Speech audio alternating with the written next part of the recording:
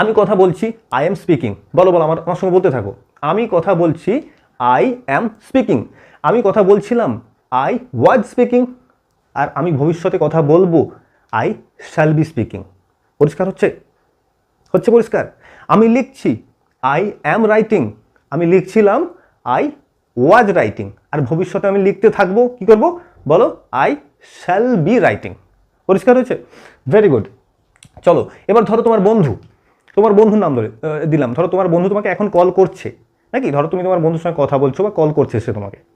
কি করে ট্রান্সলেট করবো?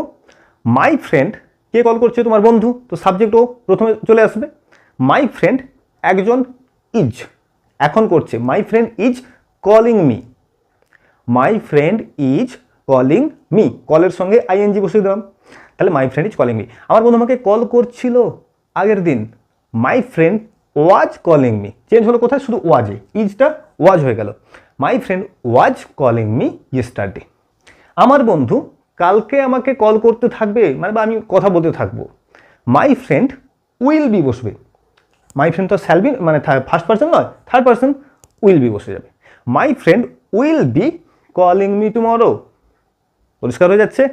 একদম